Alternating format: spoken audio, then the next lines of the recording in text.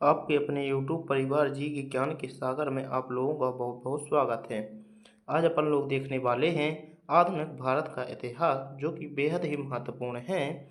और ये एसएससी के सभी प्रीवियस ईयर के प्रश्न हैं, जो कि अपन लोग स्टैटिक जी के देख रहे हैं। तो इसमें अपन लोग आज देखेंगे भारत में यूरोपियों का आगमन, और इसमें अपन लोग कम से कम 200 प्रश्न लगाएंगे। इसमें बहुत से चैप्टर शामिल होंगे। तो ये रहा पहला प्रश्न। तो देखते हैं, पुर्तगाली से पहला प्रश्न है। तो ये रहा पहला प्रश्न कि गोवा की लड़ाई किस वर्ष में लड़ी गई थी। तो जो गोवा की लड़ाई लड़ी गई थी, ये किस वर्ष में लड़ी गई थी। तो ऑप्शन नंबर इसका सही आंसर हो जाएगा सी, सही आंसर हो जाएगा 1510 में। कौन सी लड़ाई लड़ी गई थी। तो ये गोवा की लड़ाई लड़ी गई थी। और इसको डिटेल में देखते हैं। तो देखें इसको डिटेल में कि जो गोवा की लड़ाई 1510 में लड़ी गई थी, बस 1510 में पुर्तगालियों ने अबू बकर के नेतृत्व में सत्तारूढ़ बीजापुर के सुल्तान यूसुफ आदिल शाह को पराजित कर उसने गोवा को जीत लिया था। पुर्तगाली शक्ति का वास्तविक संस्थापक अल्बुकार्क गवर्नर को माना जाता है। तो ये आप लोगों को याद रखना है। और देखें, ये एसएससी सीजीएल 19 में और एसएससी जेई में 2023 में पूछा गया है ये प्रश्न। ये रहा नेक्स्ट प्रश्न। तो देखें नेक्स्ट प्रश्न कि पुर्तगालियों द्वारा श्रीलंका की खोज किस वर्ष में की गई थी। तो पुर्तगालियों के द्वारा श्रीलंका की खोज किस वर्ष में की गई थी। तो ऑप्शन नंबर सी 1505 ईस्वी में की गई थी। तो ये दक्षिण एशिया के हिंद महासागर के उत्तरवर्ती भारत में स्थित श्रीलंका द्वीपीय देश है। श्रीलंका भारत के दक्षिण में स्थित है। तो ये भी आप लोगों को याद रखना है। फिर नेक्स्ट प्रश्न ये रहा कि भारत में निम्नलिखित में से कौन सा पुर्तगाली वायसराय था। तो कौन सा वायसराय था। तो ऑप्शन नंबर बी इसका सही आंसर हो जाएगा फ्रांसिस्को डी अल्मीडा। ये क्या था। तो ये पुर्तगाली वायसराय था। नेक्स्ट प्रश्न ये रहा आप लोगों के सामने। तो ये निम्नलिखित में से किसने वर्ष 1503 में भारत में पहला यूरोपीय किला बनवाया। तो किसने बनवाया। तो ऑप्शन नंबर डी पुर्तगालियों ने बनवाया था। नेक्स्ट प्रश्न ये रहा आप लोगों के सामने। तो देखें, तो ये रहा नेक्स्ट प्रश्न है कि वास्को डिगामा किस वर्ष कालीकट कोझी कोड में आया था। तो कब आया था। तो ऑप्शन नंबर डी 1498 में आया था। नेक्स्ट प्रश्न देखें। तो ये रहा नेक्स्ट प्रश्न है कि किस खोजकर्ता ने 1498 ईस्वी में भारत के लिए एक समुद्री मार्ग की खोज की थी। तो किसने की थी। तो ऑप्शन नंबर इसका ए सही आंसर हो जाएगा वास्को डिगामा ने किसकी खोज की थी। तो भारत के लिए एक समुद्री मार्ग की खोज की थी। तो ये भी आप लोगों को याद रखना है। और ये रहा नेक्स्ट प्रश्न है कि वास्को डिगामा 1498 में भारत में कहाँ उतरा था। तो कहाँ पर उतरा था। तो ऑप्शन नंबर सी कालीकट पर उतरा था। नेक्स्ट प्रश्न देखते हैं अपन लोग। तो ये रहा नेक्स्ट प्रश्न है कि निम्न में से कौन भारत का पहला पुर्तगाली वायसराय था। तो कौन था। तो ऑप्शन नंबर डी इसका सही आंसर हो जाएगा फ्रांसिस्को डी अल्मेडा। ये क्या था। तो ये पुर्तगाली पहला वायसराय था। अपन लोगों को पढ़ना है, थोड़ा इसको डिटेल में देखते हैं, फिर इसके बाद अपन पढ़ेंगे डचों को। तो पुर्तगाली वायसराय के रूप में भारत आने वाला पहला पुर्तगाली फ्रांसिस्को डी अल्मेडा ये कब आया था। तो 1505 से 1509 में आया था। अल्मीडा के नेतृत्व में पुर्तगालियों ने टर्की, गुजरात, मिस्र की संयुक्त सेना को पराजित किया था। फिर नेक्स्ट देखते हैं। तो ये रहा नेक्स्ट प्रश्न डचों से। तो इसको भी आप लोगों को बहुत अच्छे से देखना है। तो ब्रिटिश सेना और डच सेना के बीच बेदारा का युद्ध कब लड़ा गया था। तो कब लड़ा गया था। तो ऑप्शन नंबर ए सही आंसर हो जाएगा 1759 में लड़ा गया था। नेक्स्ट प्रश्न ये रहा अगला कि देखें कि डॉट डॉट व्यापारिक कंपनियों ने मुगल साम्राज्य के दौरान 1605 में भारत में मछलीपट्टनम में अपने ठिकाने स्थापित किए। तो कहाँ पर किए। तो ऑप्शन नंबर किसने किए। तो डचों ने स्थापित किए थे। इसके बाद नेक्स्ट प्रश्न देखते हैं।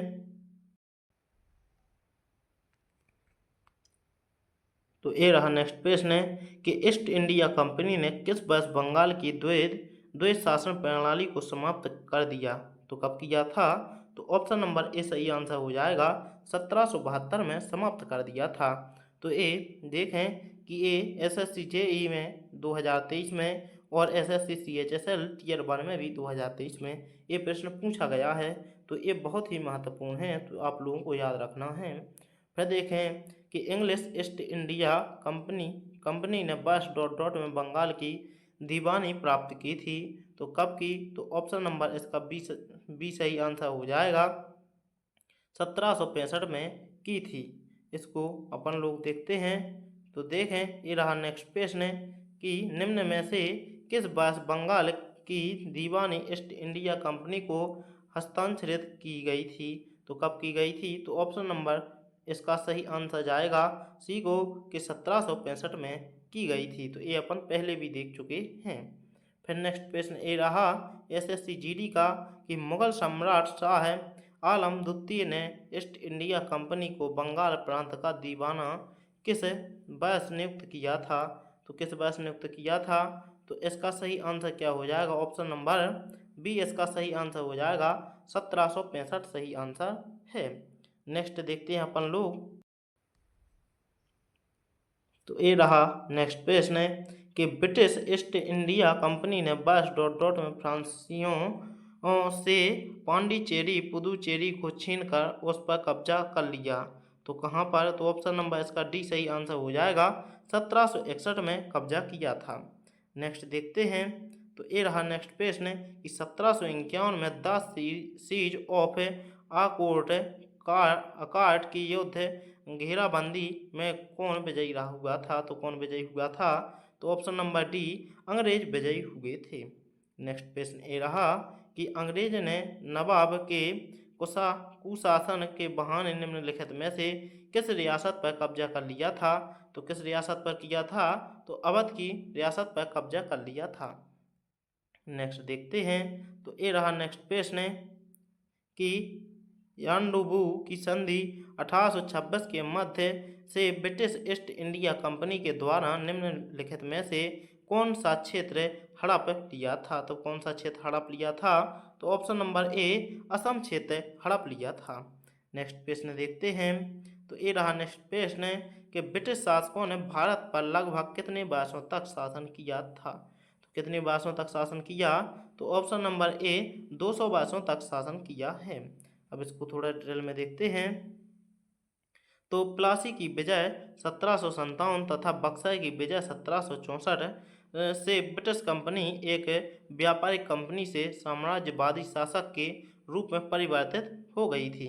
अतः मुख्य रूप से 1757 से 1947 तक ब्रिटिश शासकों ने भारत पर 200 वर्षों तक शासन किया है। और फिर भारतीय स्वतंत्र अधिनियम 1947 द्वारा भारत को स्वतंत्र एवं प्रभुत्ता संपन्न देश घोषित किया गया है। फिर नेक्स्ट देखते हैं अपन लोग। तो ये रहा नेक्स्ट प्रश्न। तो नेक्स्ट प्रश्न देखें कि भारत में 1617 में ब्रिटिश ईस्ट इंडिया कंपनी की व्यापार करने की द्वारा अनुमति दी गई थी। तो किसके द्वारा दी गई थी? तो ऑप्शन नंबर डी जहांगीर के द्वारा दी गई थी। ये कब दी गई थी? तो 1617 में दी गई थी। नेक्स्ट प्रश्न देखते हैं। तो ये रहा नेक्स्ट प्रश्न कि ईस्ट इंडिया कंपनी ने 1608 में कैप्टन विलियम हॉकिंस को सूरत में एक कारखाना खोलने की अनुमति लेने के लिए सम्राट के दरबार में भेजा था। तो किसके दरबार में भेजा था? तो ऑप्शन नंबर डी जहांगीर के दरबार में भेजा था। नेक्स्ट प्रश्न ये रहा। तो देखें इसको भी कि ईस्ट इंडिया कंपनी ने पूर्व के साथ व्यापार का इकलौता अधिकार प्राप्त करने वाला चार्टर इंग्लैंड की शासक महारानी एलिजाबेथ प्रथम से किस वर्ष प्राप्त किया था? तो किस वर्ष प्राप्त किया था? तो ऑप्शन नंबर ए 1600 वर्ष में प्राप्त किया था। नेक्स्ट प्रश्न ये रहा कि किस वर्ष में भारत के प्रशासन को महारानी विक्टोरिया की उद्घोषणा के द्वारा ब्रिटिश सम्राट के हाथों में सौंप दिया गया था? तो कब सौंपा गया था? तो ऑप्शन नंबर इसका सही आंसर होगा ऑप्शन नंबर डी सही आंसर हो जाएगा, 1857 में सौंपा था। नेक्स्ट प्रश्न ये रहा आप लोगों के सामने। तो देखें कि बॉन्डीबास के युद्ध में इंग्लिश सेना ने डॉट डॉट को हराया था। तो किस सेना को हराया था? तो ऑप्शन नंबर बी, फ्रांसीसी सेना को हराया था। नेक्स्ट प्रश्न ये रहा कि निम्नलिखित में से किसने ब्रिटिश ईस्ट इंडिया कंपनी की ओर से बक्सर के युद्ध का नेतृत्व किया था? तो किसने किया था? तो option number A, Hector Munro ने किया था। नेक्स्ट प्रश्न देखते हैं। तो ये रहा नेक्स्ट प्रश्न कि जोसेफ, अपन लोगों को अब पढ़ना है फ्रांसीसी। तो जोसेफ फ्रैंको इस डुप्लेक्स भारत में निम्नलिखित में से किस ईस्ट इंडिया कंपनी के गवर्नर जनरल थे? तो किसके थे? तो ऑप्शन नंबर इसका सी सही आंसर हो जाएगा, अंग्रेजी थे। नेक्स्ट देखते हैं। तो नेक्स्ट प्रश्न ये रहा कि फ्रांसीसी व्यापारी कंपनियों ने 1673 में भारत में डॉट डॉट में अपने ठिकाने बनाए। तो कहाँ पर बनाए? तो इसका सही आंसर हो जाएगा, तो ऑप्शन नंबर बी, पांडिचेरी में बनाए। नेक्स्ट प्रश्न देखते हैं। तो ये रहा नेक्स्ट प्रश्न। तो देखें फ्रांसीसी यात्री फ्रांस्वा बर्नियर किस वर्ष भारत आया था?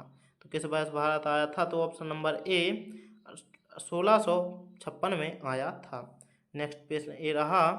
तो देखें कि पहला कर्नाटक युद्ध और किसके बीच में लड़ा गया था?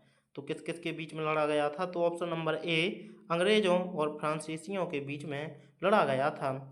अब देखते हैं कौन कौन से युद्ध लड़े गए हैं। तो देखें युद्ध और प्रतिभागी और परिणाम कौन से निकले हैं। तो प्रथम कर्नाटक युद्ध ये 1746 से 1748 तक चला और इसमें अंग्रेज एवं फ्रेंच कंपनी इन दोनों में लड़ाई हुई है। और इसमें परिणाम क्या निकला है? एक्स ला चैपल संधि इसमें हुई थी। द्वितीय कर्नाटक युद्ध 1749 से 54 तक हुआ और अंग्रेजों और फ्रेंच के बीच में हुआ और इसमें हुई थी पांडिचेरी की संधि। तृतीय कर्नाटक युद्ध यह 1756 से 63 में हुआ और ये अंग्रेज और फ्रांस के बीच में हुआ और इसमें कौन सी संधि हुई थी? तो पेरिस की संधि हुई थी। अब इसके बाद में अपन लोगों को देखना है मराठा साम्राज्य। तो मराठा साम्राज्य के भी बहुत ही महत्वपूर्ण प्रश्न हैं। तो देखा पहला प्रश्न है कि निम्नलिखित में से किस वर्ष में पानीपत की तीसरी लड़ाई लड़ी गई थी? तो किस वर्ष में लड़ी गई थी? तो ऑप्शन नंबर डी, 1761 में लड़ी गई थी। और एक किन किन के बीच में लड़ी गई थी?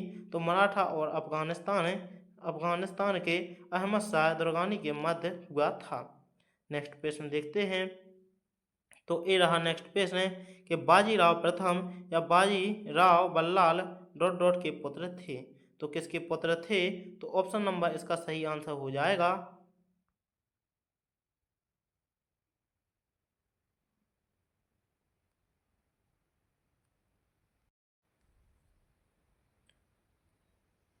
Option number B, Peshwa Bajirao Vishwanath के क्या थे? पुत्र थे। नेक्स्ट प्रश्न देखते हैं। तो ये रहा नेक्स्ट प्रश्न है कि निम्नलिखित में से किस अंग्रेज मराठा युद्ध के परिणाम स्वरूप पेशवाओं के प्रांतों का विलय बम्बई प्रेसिडेंट में हो गया था? तो कहाँ पर? तो ऑप्शन नंबर ए इसका सही आंसर हो जाएगा, तृतीय विलय हुआ था। फिर इसको थोड़ा डिटेल में देखते हैं। तो देखें प्रथम अंगल मराठा युद्ध कब से कब तक हुआ था? तो 1775 से 1782 और द्वितीय अंगल मराठा युद्ध 1803 से 1806 तक हुआ था। तो ये भी आप लोगों को दोनों याद रखना है। नेक्स्ट प्रश्न ये रहा कि भारत में पूना के मराठा पेशवा बाजीराव द्वितीय और अंग्रेजों के बीच बसई की संधि पर हस्ताक्षर किस वर्ष किए गए थे? तो किस वर्ष किए गए थे? तो ऑप्शन नंबर डी, 1802 में किए गए थे। नेक्स्ट प्रश्न देखते हैं। तो ये रहा नेक्स्ट प्रश्न है कि सालबाई की संधि किस वर्ष हस्ताक्षरित की गई थी? तो किस वर्ष की गई थी? तो ऑप्शन नंबर डी, 1782 में की गई थी। पानीपत की लड़ाई कब हुई थी? तो पानीपत की तृतीय लड़ाई कब हुई थी? तो ऑप्शन नंबर इसका सही आंसर हो जाएगा, 14 जनवरी 1761 में हुई थी। नेक्स्ट प्रश्न देखते हैं। तो ये रहा नेक्स्ट प्रश्न। तो देखें कि निम्नलिखित में से कौन सा युग मराठाओं की कराधान प्रणाली से संबंधित है। तो कौन सा है, तो ऑप्शन नंबर इसका सही आंसर हो जाएगा, ऑप्शन नंबर इसका ए सही आंसर हो जाएगा। चौथ और स्वदेश मुखी इसका सही आंसर है। अपन लोगों को नेक्स्ट प्रश्न देखना है। तो ये रहा नेक्स्ट प्रश्न कि किसने गुरिल्ला युद्ध के तरीकों की शुरुआत की थी। तो किसने की थी, तो ऑप्शन नंबर इसका सी सही आंसर हो जाएगा, शिवाजी ने की थी। नेक्स्ट प्रश्न ये रहा कि किस वर्ष शिवाजी को छत्रपति का ताज अब पहनाया गया था। तो किसको पहनाया गया था, कब पहनाया गया, तो ऑप्शन नंबर सी इसका सही आंसर हो जाएगा, 1764 में पहनाया गया था। नेक्स्ट प्रश्न देखते हैं कि छत्रपति शिवाजी महाराज 1674 से 1680 ईस्वी किस वंश के शासक थे। तो एक किस वंश के शासक थे, तो ऑप्शन नंबर डी मराठा वंश के शासक थे। नेक्स्ट प्रश्न देखते हैं। तो ये रहा नेक्स्ट प्रश्न कि मराठा साम्राज्य का दूसरा संस्थापक किसे माना जाता है। तो दूसरा संस्थापक किसे माना जाता है, तो बाजीराव प्रथम को माना जाता है। नेक्स्ट प्रश्न ये रहा कि बाजीराव प्रथम 1720 से 1740 ईस्वी किस वंश का शासक था। तो किस वंश का शासक था, तो ऑप्शन नंबर बी पेशवा वंश का शासक था। नेक्स्ट प्रश्न ये रहा कि पुणे कभी की राजधानी रूप में जाना जाता था। तो पुणे को कभी डॉट डॉट की राजधानी के रूप में जाना जाता था। तो इसका सही आंसर हो जाएगा ऑप्शन नंबर डी पेशवा की राजधानी के रूप में जाना जाता था। नेक्स्ट प्रश्न ये रहा कि बाजीराव द्वितीय किस वंश के शासक थे। तो ये किस वंश के शासक थे, तो पेशवा वंश के शासक थे। नेक्स्ट प्रश्न ये रहा कि बस डॉट डॉट में मराठाओं द्वारा ब्रिटिशों को किए गए आत्मसमर्पण से मराठा साम्राज्य का अस्तित्व समाप्त हो गया, जिससे तीसरा एंग्लो मराठा युद्ध भी समाप्त हुआ। तो ऑप्शन नंबर इसका सी सही आंसर हो जाएगा, 1818 में ये समाप्त हुआ था। तो मराठाओं के ये रहे तीनों क्या रहे, प्रथम अंगल मराठा युद्ध कब से कब तक हुआ था। तो ये अपन लोग देख चुके हैं 1775 से 1782 द्वितीय अंगल मराठा युद्ध, 1803 से 1805 और तृतीय अंगल मराठा युद्ध ये 1817 से 1818 तक हुआ था। नेक्स्ट प्रश्न देखते हैं। तो ये रहा नेक्स्ट प्रश्न कि शिवाजी महाराज के शासनकाल में परिषद को किस नाम से जाना जाता था। तो परिषद को किस नाम से जाना जाता था, तो ऑप्शन नंबर इसका क्या सही आंसर हो जाएगा, ए सही आंसर हो जाएगा, अष्टप्रधान के नाम से जाना जाता था। अपन लोगों को इनको थोड़ा डिटेल में पढ़ते हैं। तो देखें कि शिवाजी के शासनकाल में शासन का वास्तविक संचालय अष्टप्रधान नामक 8 मंत्री करते थे, जिनका कार्य राजा को परामर्श देना था। शिवाजी के अष्टप्रधान में शामिल मंत्री। तो पहला कौन, तो पेशवा अथवा प्रधानमंत्री, यानी राजा का कौन होता था, प्रधानमंत्री होता था। बाकी या नसीब अथवा मंत्री, तो दरबार के कार्यवाहियों का विवरण। और आमत अथवा मजूमदार, इसका अर्थ क्या होता है, तो वित्त अथवा राजस्व मंत्री। और नेक्स्ट देखते हैं। तो ये रहे नेक्स्ट के शुरूनबीस अथवा सचिव, तो राजकीय पत्र व्यवहार देखना। और पांचवा कौन था, तो दरवीर या सुमंत, तो विदेशी मंत्री। और छठवां तो सर ए नौबत, तो सेना मंत्री संगठन रसद कार्य देखना। और नेक्स्ट देखते हैं तो सदर या पंडित राव, तो धार्मिक अनुदान विभाग की मुख्य। और न्यायाधीश, तो ये कौन होता था, तो राजा के बाद समस्त दीवान एवं फौजदारी मामलों की यही देख करता था। नेक्स्ट अपन लोगों को पढ़ना है अब मैसूर, तो स्वतंत्र राज्य मैसूर अपन लोगों को पढ़ना है। तो टीपू सुल्तान के शासन के दौरान निम्नलिखित विकल्प में से कौन सी राजधानी थी। तो टीपू सुल्तान की कौन सी राजधानी थी, तो ऑप्शन नंबर सी सही आंसर हो जाएगा, श्रीरंगपट्टनम राजधानी थी। नेक्स्ट देखते हैं। तो ये रहा नेक्स्ट प्रश्न कि निम्न में से किस संधि पर हस्ताक्षर करके द्वितीय अंगल मैसूर युद्ध समाप्त हुआ। तो किस पर हुआ, तो ऑप्शन नंबर ए सही आंसर हो जाएगा, मैंगलोर की संधि पर क्या हुआ, द्वितीय आंग्ल युद्ध समाप्त हुआ। नेक्स्ट देखते हैं। तो ये रहा नेक्स्ट प्रश्न कि 18वीं शताब्दी में अंग्रेज ने मैसूर शासकों के साथ डॉट डॉट युद्ध लड़े। तो कितने युद्ध लड़े? तो ऑप्शन नंबर इसका सी सही आंसर हो जाएगा, 4 युद्ध लड़े। नेक्स्ट प्रश्न देखते हैं। तो ये रहा नेक्स्ट प्रश्न कि निम्न में से किसका संबंध तीसरे आंग्ल मैसूर युद्ध और भारत के लोक सेवाओं की शुरुआत से है? तो किससे है? तो option number C Lord Cornwallis से है। नेक्स्ट प्रश्न ये रहा कि देखें कि निम्न में से किस स्थान पर वांडेयर राजवंश का शासन था? तो किस पर था? तो ऑप्शन नंबर डी मैसूर पर था। नेक्स्ट प्रश्न ये रहा कि टीपू सुल्तान के शासनकाल में उनके राज्य मैसूर की राजधानी क्या थी? तो क्या थी? तो ऑप्शन नंबर डी श्रीरंगपट्टनम थी। नेक्स्ट प्रश्न देखते हैं। तो ये रहा नेक्स्ट प्रश्न कि टीपू सुल्तान और ब्रिटिश ईस्ट इंडिया कंपनी ने मंगलोर की संधि पर किस वर्ष हस्ताक्षर किए थे? तो किस वर्ष हस्ताक्षर किए थे? तो ऑप्शन नंबर इसका सही आंसर हो जाएगा, तो ऑप्शन नंबर बी 1784 इसका सही आंसर हो जाएगा। नेक्स्ट प्रश्न ये रहा आप लोगों के सामने। तो देखें कि 1799 की श्रीरंगपट्टनम की लड़ाई में अंग्रेजों ने किसे हराया था? तो किसे हराया था? तो option number B Tipu Sultan को हराया था।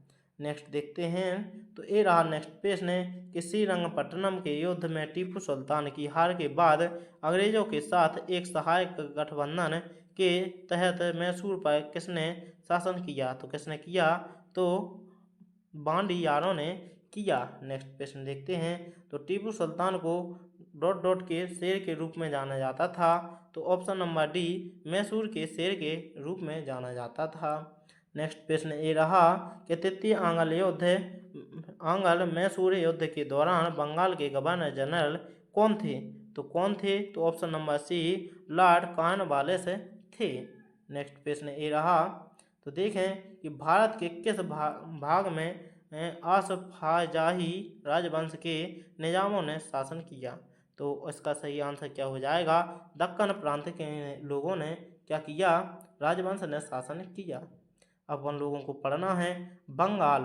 तो बंगाल में जितने भी युद्ध हुए हैं उनको अपन लोगों को देखना है। तो स्वतंत्र बंगाल राज्य की स्थापना किसने की थी? तो किसने की? तो ऑप्शन नंबर बी मुर्शिद कुली खान ने की थी। नेक्स्ट प्रश्न देखते हैं। तो ये रहा नेक्स्ट प्रश्न कि बक्सर के युद्ध में अंग्रेजी सेना का नेतृत्व किसने किया था? तो किसने किया? तो option number C Hector Munro ने किया था। नेक्स्ट प्रश्न ये रहा कि मीर कासिम का नाम भारत के निम्नलिखित में से किस युद्ध से संबंधित है? तो किस युद्ध से संबंधित है? तो ऑप्शन नंबर ए बक्सर के युद्ध से संबंधित है। नेक्स्ट प्रश्न देखते हैं। तो ये रहा नेक्स्ट प्रश्न कि बंगाल के तत्कालिक नवाब डॉट डॉट से हुगली नदी के दाहिने किनारे पर एक व्यापारिक पोस्ट स्थापित करने की अनुमति प्राप्त करके चंदननगर को 1673 में एक फ्रांसीसी उपनिवेश के रूप में स्थापित किया गया था। तो कैसे किया गया था? तो ऑप्शन नंबर इसका सही आंसर हो जाएगा, तो ए इसका सही आंसर हो जाएगा इब्राहिम खान। नेक्स्ट प्रश्न ए रहा आप लोगों के सामने कि 1756 में सिराज उद दौला डॉट डॉट के बाद बंगाल के नवाब बने। तो कौन बने? तो ऑप्शन नंबर डी अली वर्दी खां बने थे। नेक्स्ट प्रश्न ये रहा कि बंगाल मुगल नियंत्रण से अलग हो गया डॉट डॉट जिसके अधीन प्रांत का उपराज्यपाल था। तो कौन था? तो ऑप्शन नंबर ए सही आंसर हो जाएगा, मुर्शिद कुली खान था। नेक्स्ट प्रश्न देखते हैं। तो ये रहा नेक्स्ट प्रश्न कि बंगाल किसके नेतृत्व में धीरे धीरे मुगल नियंत्रण से अलग हो गया? तो किसके नियंत्रण से? तो ऑप्शन नंबर सी मुर्शिद कुली खां के नियंत्रण से क्या हो गया? धीरे धीरे अलग हो गया। नेक्स्ट प्रश्न ये रहा कि 1797 में प्लासी का युद्ध किसने जीता था? तो किसने जीता था? तो ऑप्शन नंबर ए इसका सही आंसर हो जाएगा, ब्रिटिश ईस्ट इंडिया कंपनी ने जीता था। फिर नेक्स्ट देखते हैं। तो ये रहा नेक्स्ट प्रश्न कि प्लासी का नाम एक छोटा सा गांव जिसे प्लासी के युद्ध के लिए जाना जाता है जो ईस्ट इंडिया कंपनी और नवाब सिराजुद्दौला के बीच लड़ा गया था किस नदी के किनारे स्थित है? तो ये किस नदी के किनारे स्थित है? तो ऑप्शन नंबर सी भागीरथी किनारे पर स्थित है। नेक्स्ट देखते हैं। तो ये रहा नेक्स्ट प्रश्न कि भारत के निम्नलिखित में से किस राज्य में ब्लैक होल स्मारक स्थित है? तो किस राज्य में है? तो ऑप्शन नंबर ए सही आंसर हो जाएगा, पश्चिम बंगाल में स्थित है। नेक्स्ट प्रश्न ये रहा कि मीर जाफर को वर्ष ... में पुनः बंगाल के नवाब के रूप में प्रतिष्ठित किया गया था। तो कैसे किया गया था? तो ऑप्शन नंबर डी इसका सही आंसर हो जाएगा, 1764 में प्रतिष्ठित किया गया था। नेक्स्ट प्रश्न देखते हैं। तो ये रहा नेक्स्ट प्रश्न के प्लासी के युद्ध के बाद बंगाल का नवाब ... को बनाया गया था। तो किसको बनाया गया था? तो option number A Mir Jafar को बनाया गया था। अपन लोगों को नेक्स्ट प्रश्न देखना है। ये रहा नेक्स्ट प्रश्न कि मीर मदान और मोहनलाल निम्न में से किससे संबंधित हैं? तो ये किससे संबंधित हैं? तो ऑप्शन नंबर डी प्लासी के युद्ध से संबंधित हैं। नेक्स्ट प्रश्न ये रहा कि प्लासी के युद्ध के समय मुगल सम्राट कौन था? तो मुगल सम्राट कौन था? तो ऑप्शन नंबर ए आलमगीर द्वितीय था। नेक्स्ट प्रश्न ये रहा कि ब्रिटिशों के साथ अलीनगर की संधि पर किसने हस्ताक्षर किए थे? तो किसने हस्ताक्षर किए थे? तो ऑप्शन नंबर डी सिराजुद्दौला ने हस्ताक्षर किए थे। नेक्स्ट प्रश्न ये रहा। तो देखें कि निम्नलिखित में से कौन सा युद्ध 1764 में लड़ा गया था? तो कौन सा लड़ा गया था? तो ऑप्शन नंबर ए बक्सर का युद्ध लड़ा गया था। अपन लोग देखते हैं युद्ध कौन कौन से लड़े गए हैं। तो ये रहे युद्ध। तो ये रहा बक्सर का युद्ध। तो ये कब लड़ा गया था? तो 22 अक्टूबर 1764 को लड़ा गया था। पानीपत का प्रथम युद्ध 21 अप्रैल 1526 को लड़ा गया। पानीपत का द्वितीय युद्ध तो 5 नवंबर 1556 को लड़ा गया। पानीपत का तृतीय युद्ध 14 जनवरी 1761 और प्लासी का युद्ध 23 जून 1757 को लड़ा गया था। अब अपन लोगों को नेक्स्ट देखना है। तो ये रहा नेक्स्ट प्रश्न कि शुजा-उद-दौला और शाह आलम ने रॉबर्ट क्लाइव के साथ इलाहाबाद की संधि पर कब हस्ताक्षर किए? तो कब हस्ताक्षर किए? तो ऑप्शन नंबर सी 1765 में किए। अपन लोगों को देखना है जो पंजाब में क्या हुए हैं, युद्ध हुए हैं, तो उनको देखते हैं अपन लोग कि ब्रिटिश ने साल ... में एंग्लो सिख युद्ध में सिखों को हराने के बाद पंजाब पर कब्जा कर लिया था। तो कब किया था? तो 1849 में किया था। नेक्स्ट प्रश्न ये रहा कि ... को अमृतसर में स्थित हरमंदिर साहिब गुरुद्वारे यानी स्वर्ण मंदिर के सुनहरे सौंदर्यीकरण के लिए जाना जाता है। तो किसको जाना जाता है? तो option number B Ranjit Singh को जाना जाता है। नेक्स्ट प्रश्न ये रहा कि किस सिख साम्राज्य की स्थापना निम्नलिखित में से किस भारतीय शासक ने की थी? तो किस भारतीय शासक ने की थी? तो ऑप्शन नंबर सी महाराजा रणजीत सिंह ने की थी। नेक्स्ट प्रश्न ये रहा। तो देखें कि महाराजा रणजीत सिंह के राज्य की राजधानी क्या थी? तो क्या थी? तो ऑप्शन नंबर डी सही आंसर हो जाएगा, लाहौर थी। नेक्स्ट प्रश्न देखते हैं। तो ये रहा नेक्स्ट प्रश्न कि 1846 में ब्रिटिश साम्राज्य और ... के बीच लाहौर की संधि पर हस्ताक्षर किए गए थे। तो किस संधि पर किए गए थे? तो ऑप्शन नंबर इसका सही आंसर क्या हो जाएगा, लाहौर की संधि पर किसने हस्ताक्षर किए थे? तो महाराजा दिलीप सिंह ने किए थे। अपन लोगों को पढ़ने हैं औपनिवेशिक अर्थव्यवस्था। तो इसमें पहला प्रश्न ये रहा कि स्वतंत्रता पूर्व भारत में गरीबी रेखा पर चर्चा करने वाला पहला व्यक्ति निम्नलिखित में से कौन था? तो कौन था? तो ऑप्शन नंबर सी दादा भाई नौरोजी ने पहली गरीबी रेखा पर क्या की थी? चर्चा की थी। नेक्स्ट प्रश्न ये रहा कि रैयतवाड़ी बंदोबस्त जिसमें काश्तकारों को सीधे सरकार को वार्षिक कर चुनाना पड़ता था, शुरुआत में निम्नलिखित में से किस प्रांत में शुरू किया गया था? तो किस प्रांत में शुरू किया गया था? तो ऑप्शन नंबर ए मद्रास और बॉम्बे में शुरू किया गया था। नेक्स्ट प्रश्न ये रहा आप लोगों के सामने कि निम्नलिखित में से कौन सा आधुनिक उद्योग ब्रिटिश शासन के दौरान भारत में संचालित होता था? कौन होता था?